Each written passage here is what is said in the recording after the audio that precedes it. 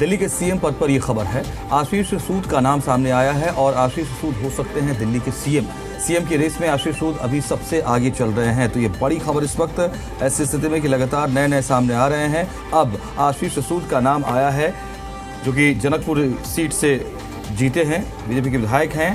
तो ये बड़ी खबर आपको बता दें, आशीष सूद को मौका दिया जा सकता है इस बार दिल्ली में जब बीजेपी की सरकार बन रही है, तो नेतृत्व के लिए सीएम फेस के तौर पर ये नाम अब एक बार फिर से रेस में सबसे आगे है। तो बड़ी खबर है।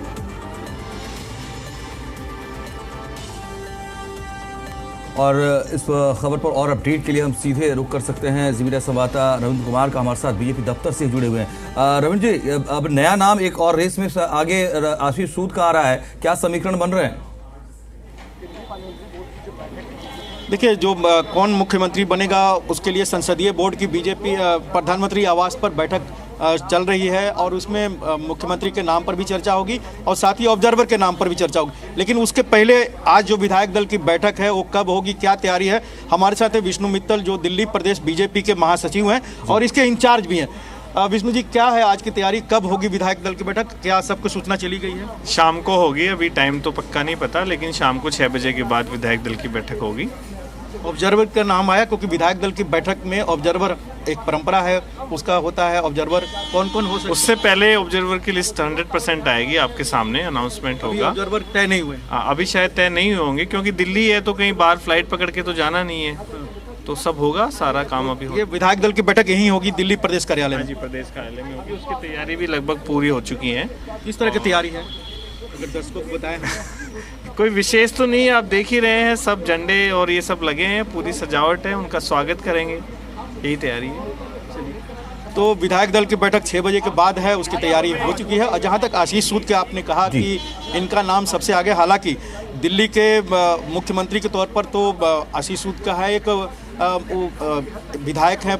इसके पहले वो आपने देखा कि संगठन में काम किए हुए महासचिव रहे, युवा मोर्चे के अध्यक्ष रहे हैं और कहीं ना कहीं युवा चेहरे हैं, पंजाबी खत्री हैं। तो हर समीकरण में अगर देखा जाए तो कहीं ना कहीं वो फिट बैठते हैं।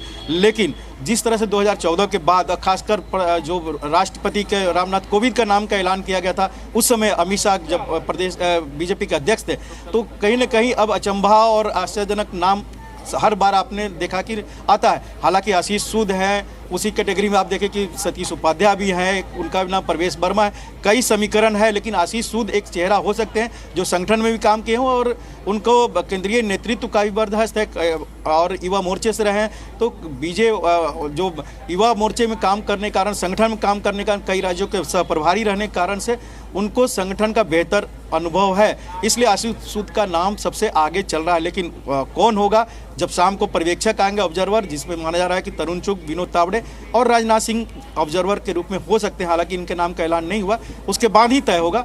आशीष सूद सबसे ऊपर नाम है, लेकिन असली नाम कौन होगा उसके लिए 6:30-7 बजे तक इंतजार करना ही पड़ेगा। अच्छा रविंद्र जी, आमतौर पर सीएम फेस कौन होगा, ठीक है, ये आप कह रहे हैं कि प्रधानमंत्री की अगुवाई में भी मंथन चल रहा है, विधायक दल की भी बैठक होने वाली है, लेकिन जहां का मुख्यमंत्री बनना है वहां की इकाई का, प्रदेश इकाई का बड़ा महत्वपूर्ण एक फैक्टर होता है, जोर होता है, उसकी बात पर ज़्यादा फोकस किया जाता है। क्या ऐसी स्थिति हम दिल्ली बीजेपी इकाई के लिए मान कर चल सकते हैं?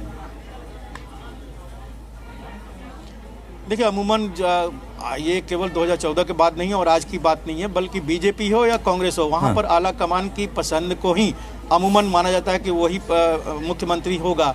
तो ऐसे में प्रधानमंत्री नरेंद्र मोदी, गृहमंत्री अमित शाह, पार्टी अध्यक्ष जेपी नड्डा सबसे सलाह मशविरा करने के बाद जो फैसला करेंगे, वही फैसला विधायक दल की बैठक में सुना दिया जाता है। ये कम से कम हम सब ने देखा है कि ये परंपरा रही है। तो ऐसे में विधायकों की पसंद की बात तो कही जाती है, एक कन्वेंशन है कि विधायक दल का नेता विधायकों की पसंद का ही होता है।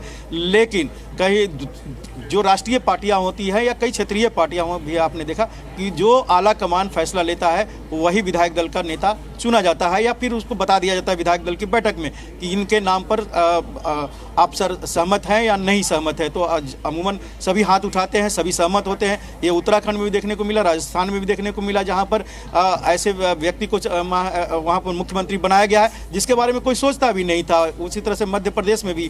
तो एक बात कह सकते हैं कि पसंद होगा आलाकमान की, विधायकों की सहमति होगी और कल 12 बजे उसकी शपथ होगी। लेकिन सबसे बड़ी बात, जो भी मुख्यमंत्री हो, चाहे आशीष सूद हो या फिर सतीश उपाध्याय हो, प्रवेश वर्मा, कोई भी हो, आशीष सूद के अगर नाम देखा जाए तो ये प्रधानमंत्री नरेंद्र मोदी की पैनी निगाह में होंगे और गृह मंत्री अमित शाह के लगातार समीक्षा के दौर में से उनको गुजरना पड़ेगा, क्योंकि कई वायदे हैं और दिल्ली को जो वायदे किए गए हैं वो जमीन पर उतारना उस मुख्यमंत्री के लिए सबसे बड़ी चुनौती होगी। प्रधानमंत्री नरेंद्र मोदी और गृह मंत्री अमित शाह या पार्टी अध्यक्ष जेपी नड्डा के नज़रों के सामने होकर। तो रविंद्र जी, अब थोड़ा सा आपने शपथ ग्रहण का जिक्र किया है, तो शपथ ग्रहण में हम क्या देख सकते हैं? कितने विधायक मंत्री के तौर पर शपथ ले सकते हैं? अगर हम केवल कल की ही बात करें तो ये फॉर्मूला निकल रहा है। देखिए, जो संविधान संशोधन हुआ था उसमें 10% जो होता है टोटल स्ट्रेंथ का 70 का है, तो 7 होते हैं मुख्यमंत्री को लेकर। ऐसे में 6 और मंत्री होंगे और उसमें सभी समीकरण रखा जाएगा, चाहे पूर्वांचलीय को हो या फिर आपका बनिया समाज का हो या फिर जाट समुदाय का हो या फिर पंजाबी समुदाय को। और जितने भी वोट आपने देखा है कि इस बार आम आदमी पार्टी को हराने में बीजेपी को सहायक हुई है, उन सभी वर्गों का प्रतिनिधित्व होगा ही होगा। महिला एक होगी ही होगी, एक जाट समुदाय से होगा, एक पंजाबी समुदाय से होगा, एक पूर्वांचली होगा। तो ये तय माना जा रहा है कि 4-5 जो समीकरण होंगे उस समीकरण के आधार पर जिनको भी फिट बैठता है पार्टी आला कमान के नज़रों के सामने उनको बनाया जाएगा। तो कल 12 बजे की शपथ जब होगी, मुख्यमंत्री के साथ मंत्रियों को भी शपथ दिलाई जाएगी, क्योंकि कल ही जब शपथ लेंगे तो उसके बाद जो जानकारी मिली कि देर शाम को कैबिनेट की बैठक होगी और जो वायदे किए गए थे कि कैबिनेट की पहली बैठक में आयुष्मान भारत को दिल्ली में लागू किया जाएगा, यमुना सफाई को लेकर एक वर्कआउट जो तय किया गया है उसको एक अमली जामा पहनाने की कोशिश पहली कैबिनेट में किया जाएगा। तो शपथ ग्रहण होगा मुख्यमंत्री और मंत्रियों का, उसके बाद कैबिनेट बैठक से ही काम शुरू हो जाएगा, ऐसा कहा जा रहा है। रविंद्र जी, आप चूंकि पार्टी दफ्तर में ही है, बहुत सारे पार्टी के नेता भी हैं, वहाँ कार्यकर्ता भी हैं, मैं चाहूँगा कि ज़रा उनके बीच से अगर कुछ बातचीत हो पाए, क्या माहौल दिल्ली को लेकर के बनता नजर आ रहा है? हाँ, बिल्कुल हम आपको ये तस्वीर दिखा देते हैं कि अभी बीजेपी ऑफिस का क्या है। हालांकि कार्यकर्ता यहाँ पर कम है, लेकिन थोड़ी देर बाद ही जब विधायकों का यहाँ पर आना शुरू हो जाएगा। अभी थोड़ी देर पहले ही यहाँ पर प्रदेश अध्यक्ष वीरेंद्र सचदेवा थे और 1-2 सांसद भी हैं दिल्ली से, वो भी आए थे। कार्यकर्ता यहाँ पर जिनको जो जिम्मेवारी मिली है वो उन जिम्मेवारियों को निभाने के लिए आप देखें कि लगातार अलग अलग गुट में बैठकर या खड़े होकर वो लोग अपनी जो दायित्व मिला है उसको पूरा करने की कोशिश कर रहे हैं। यहाँ फूल माला और जहाँ विधायकों की बैठक होगी उनका स्वागत भी होगा, जैसा कि विष्णु मित्तल ने भी बताया है, और उनको स्वागत करने के लिए ही इस तरह की तैयारी की गई है यहाँ पर। और इस तरह की तैयारियां यहाँ पर चल रही है। कुछ देर बाद ही कार्यकर्ता यहाँ पर आएंगे और जो बड़ी संख्या में आपने देखा कि जिस दिन काउंटिंग हो रही थी उस दिन भी यहाँ पर बड़ी संख्या में कार्यकर्ता का हुजूम था यहाँ पर, क्योंकि विजय 27 साल बाद मिली थी। उसी तरह की तैयारियां यहाँ पर आज भी देखने को मिलेगी। हालांकि जो 48 विधायक जीते हैं उन सबको उम्मीद है तो उनके नाम पर मुहर लग सकती है। और जब देखिए, पहले तो टिकट के लिए मारामारी हो रही थी, उसके बाद जब जीत गए बीजेपी के जो विधायक पहली बार दूसरी बार जो जीते हैं उन सबको ये उम्मीद लग रही है कि इस बार उनका चांस हो सकता है कि ये देखिए कार्यकर्ता यहाँ पर अरे जीत के जश्न में तो आपने काफ़ी बोला था, तो कहने का अर्थ है एक भी कि कार्यकर्ताओं का यहाँ पर है। मीडिया को भी अब थोड़ी देर पहले कहा गया कि आप लोग बाहर जाइए, क्योंकि कार्यालय में अब उसकी तैयारी की जाएगी विधायक दल की बैठक की।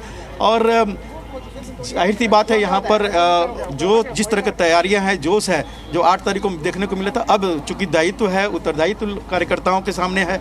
खुद प्रधानमंत्री ने कहा, आपने देखा कि जिस दिन विजय हुई थी उस दिन उन्होंने कहा था कि हमें इतनी भारी जीत मिली है कार्यकर्ताओं के दम पर मिली है, दिल्ली वासियों के दम पर मिली है,